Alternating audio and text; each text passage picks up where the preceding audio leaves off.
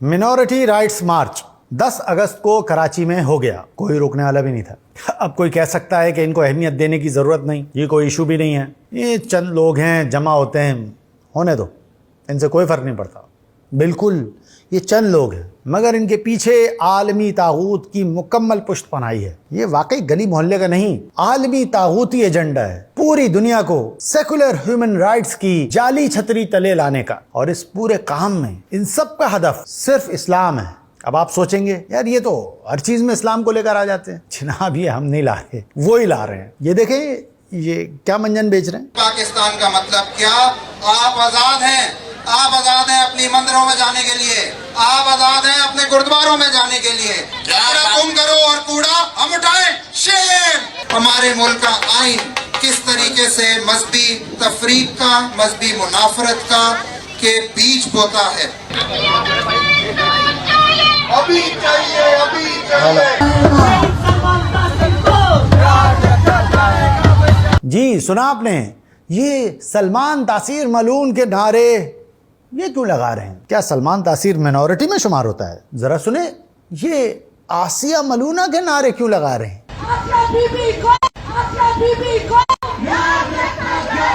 وہ تو supreme court سے رہا ہو کر کینیڈا چلی گئی نا، پھر اب کیا مسئلہ ہے نقلیتوں کو؟ یہ دیکھیں یہ ایک اور نام لے رہے ہیں، شہباز بھٹی کو یاد رکھا جائے گا۔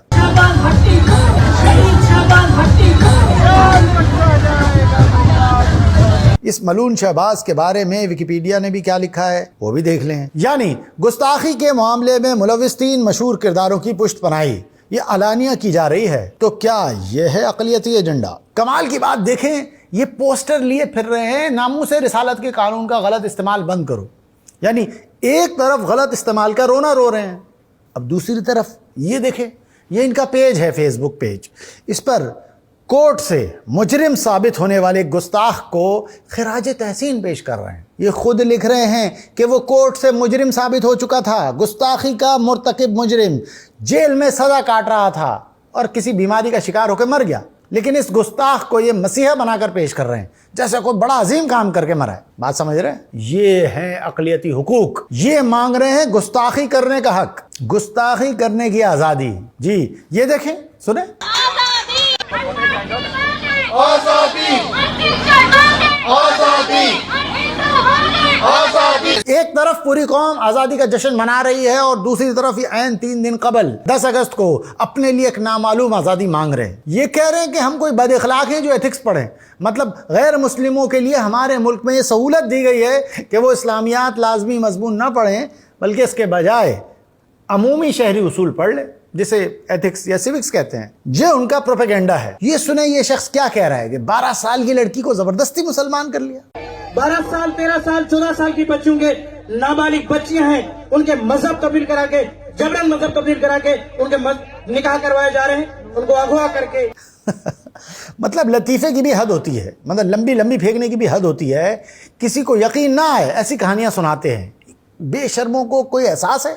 ان کی ویڈیوز سنا، ذرا ان کی ویڈیو دیکھیں۔ مجھے پتا تھا اس کے گھر پہ کوئی نہیں ہوتا، میں جاتی نہیں تھی، میں ڈرتی تھی۔ اس دن اس سے مجھے بولا کہ میری ماما بھابھی بہن آئی ہیں، سب سے ملنے آ جاؤ۔ میں اندر بیٹھی، اس سے مجھے بولا ویٹ کرو۔ میں نے کہا اوکے میں ویٹ کرتی ہوں۔ کافی دیر ویٹ کیا، کوئی بھی نہیں۔ ایسے کرتے کرتے رات ہوگی، میں تھوڑی ٹینشن میں آ گئی، پریشان ہوگی کہ اب پاپا ڈانٹیں گے، کافی دیر ہوگی۔ میں رات کو سوئی، صبح اٹھی تو میرا نکاح بھی ہو چکا تھا، میں مسلم بھی ہو چکی تھی۔ مجھے نکاح بھی ہو گیا اور مسلمان بھی ہو گئی، مطلب مجھے ہنسی، مطلب یہ کیا لطیفہ ہے۔ پاکستان کے 24 کروڑ مسلمانوں میں سے جو بھی یہ سنے گا نا وہ ہنسے گا، بری طرح ہنسے گا، قہقہ لگائے گا، یار حد ہوتی ہے۔ اسلام کوئی ایسا دین نہیں ہے جو ایسے کسی طرح قبول کرا لیا جائے، کسی کو چائے پلا کر، کسی کو گن پوائنٹ پر، کسی کو نشے میں، مطلب حد ہوتی ہے یار۔ نہ اس طرح اسلام قبول ہوتا ہے، نہ ہی کوئی اس طرح کرنے سے دائرہ اسلام میں داخل ہوتا ہے۔ مطلب آپ بات کو سمجھیں، کسی برصغیر ہندوستان میں مسلمان بزور طاقت حکمرانی کی تھی نا، 1000 سال تک حکمرانی کرتے رہے، کئی مسلمان بادشاہ ہے، اگر وہ بھی اسی طرح سب کو چائے پلا پلا کے مسلمان کرتے نا تو یہاں کوئی ایک ہندو نہیں ہوتا، کسی ایک کو بھی جبری مسلمان نہیں کیا گیا، 1000 سال اقتدار رہا، اور اب ان کو 12 سال کی لڑکیوں کو کریں گے۔ مسئلہ یہ کہ فورسڈ کنورژن کی جعلی کہانیاں ان کو بنا بنا کے پیش کرنی ہے، کیوں؟ کیونکہ اس کی آڑ میں حقوق مانگیں گے۔ حقوق کی یہ جد و جہد عالمی ہیومن رائٹس کے پرچم تلے ہوگی، اس کے بدلے برسیں گے ڈالر۔ ذرا سنیں یہ نعرے، अपना कूड़ा अपना कूड़ा اپنا کوڑا خود اٹھاؤ. یہ کیا ہے؟ میرا مذہب میری مرضی. دیکھیں غور کریں کہ یہ پاکستان کو کمزور کرنے، پاکستان کی معاشی لائن کو کاٹنے اور پاکستان کو بھرپور طریقے سے نقصان پہنچانے، پاک فوج کو، پاکستان کی ریاست کو، یہ ان کا ایجنڈا ہے. اور یہ غلیظ ایجنڈا، یہ اپنے ہی لوگوں کی لاشوں پر کھیل رہے ہیں.